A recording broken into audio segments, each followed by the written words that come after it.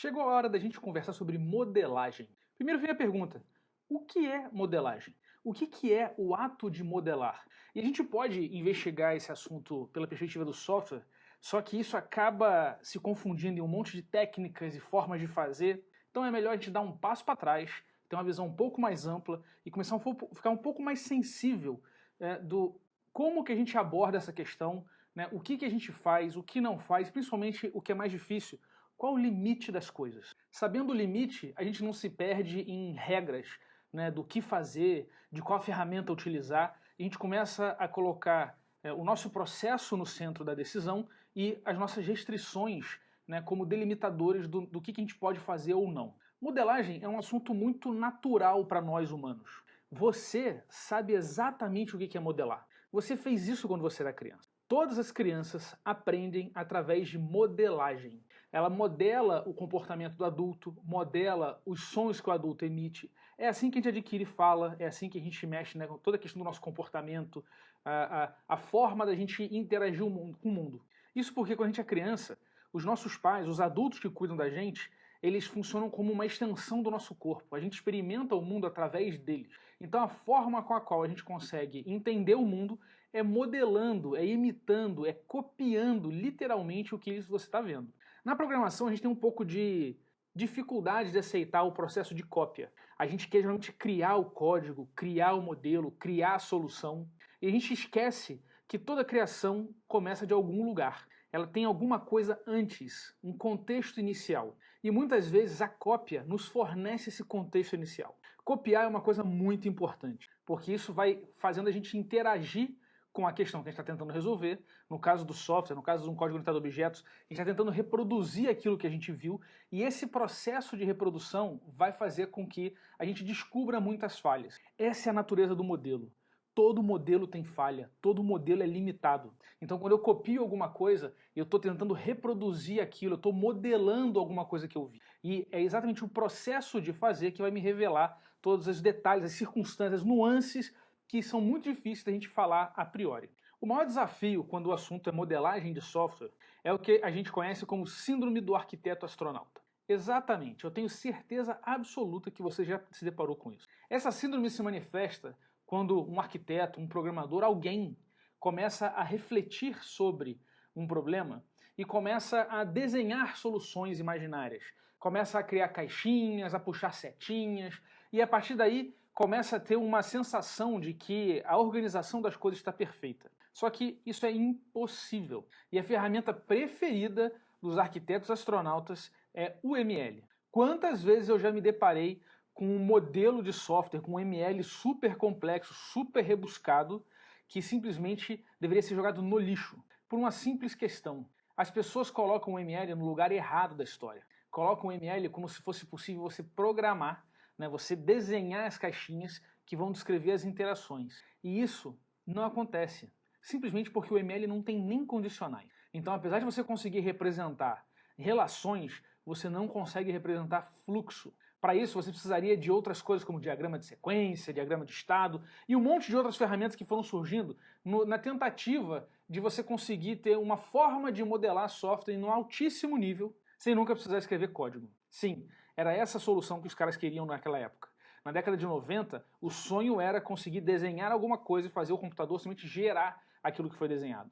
Qual é a pegadinha disso? A pegadinha é que essa galera separava modelagem de programação. Só que programar é um ato de modelagem. Toda vez que você programa, que você pega um conceito, pega um problema, você tenta resolver, você está modelando uma ideia nas restrições do ambiente da máquina. Programar é modelar. Então a gente tem que incluir a programação no nosso processo de modelagem de software. E isso é muito importante na orientação a objetos também. Os modelos nos ajudam a pensar sobre problemas, nos ajudam a entender a fronteira das coisas, a descobrir quais são as categorias daquilo que a gente está falando. Então, invariavelmente, modelos vão refletir uma topologia, vão refletir como se fosse uma organização de um mapa de ideias, de conceitos, de questões, de restrições, de problemas, né? Um mapa de tudo aquilo que precisa ser considerado para que você consiga abordar o problema da melhor maneira possível. Isso porque a gente tem que ter consciência que é impossível programar aquilo que você não conhece. Você precisa dominar, você precisa ter conhecimento sobre o que você está resolvendo, sobre o problema, sobre as restrições, sobre as consequências, para que você possa tomar as melhores decisões. Então, é por isso que a gente sempre, além de programar, a gente vai precisar aprender sobre aquilo que a gente está programando. Não é à toa que um programador que trabalha com ERP vai dominar a parte empresarial. Um programador que trabalha com automação comercial vai entender tudo sobre caixa e venda e POS e tudo mais. Um programador que trabalha com infraestrutura vai acabar entendendo tudo sobre máquinas, sobre energia, sobre data centers e tudo mais. Então a nossa área de programação está sempre nos colocando em contato com outros conhecimentos, para que a gente possa usar o nosso talento meio, que é a programação, para resolver problemas reais de outras áreas. Então isso nos traz a um ponto muito importante. Modelagem de software não é sobre desenhar o software, mas sobre você dominar e compreender profundamente as relações daquilo que será o seu software. É através do ato de modelagem que você consegue ter uma visão mais clara sobre o problema e você consegue expressar, explicar as fronteiras, os limites e reconhecer como as coisas se tocam e onde elas se influenciam. Se modelagem faz parte do processo de programar, se programar é um ato de modelagem em si, qual a diferença da modelagem procedural por orientada a objetos? A diferença principal é o nosso olhar.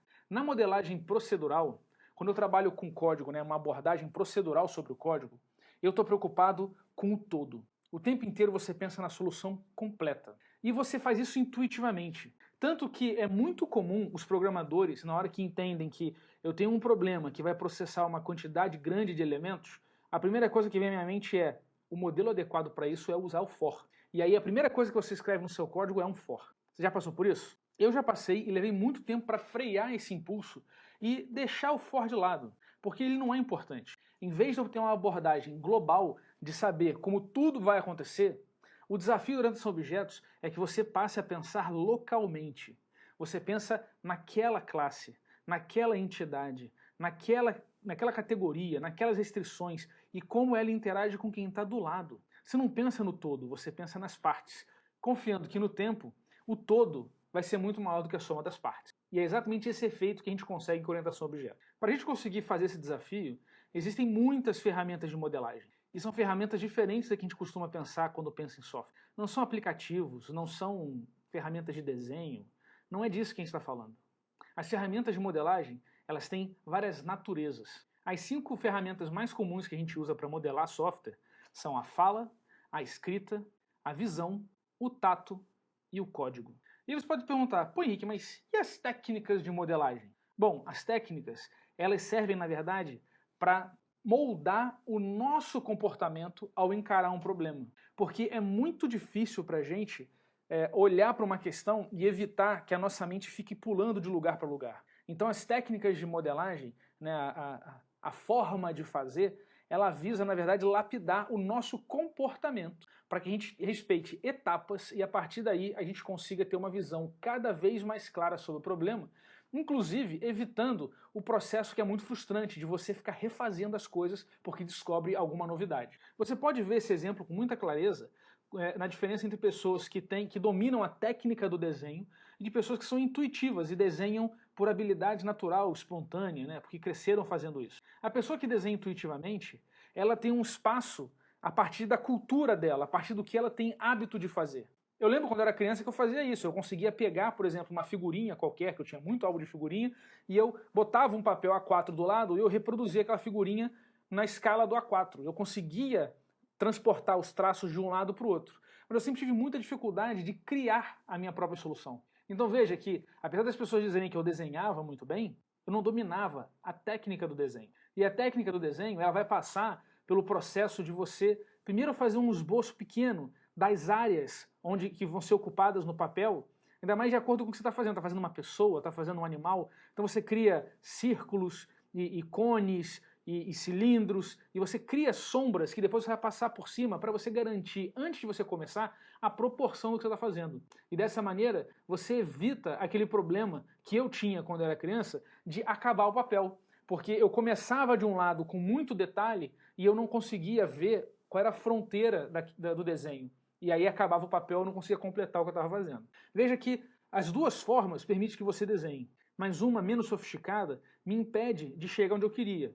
A outra molda o meu comportamento, cria etapas intermediárias para que eu tenha cada vez, né, graus sucessivos de confiança para abordar aquilo que eu quero fazer. E é isso que eu quero mostrar para você quando a gente começar em detalhes a modelar um software. Não me entenda mal, a gente não vai ter uma forma de fazer em sequência as coisas sem nunca refazer nada. Não é isso. É que a gente, na verdade, vai buscar reduzir o risco, mitigar o risco de ter que refazer muita coisa.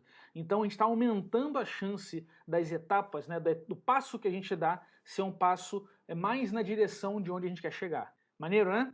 Então a gente começa a ver isso nos próximos vídeos.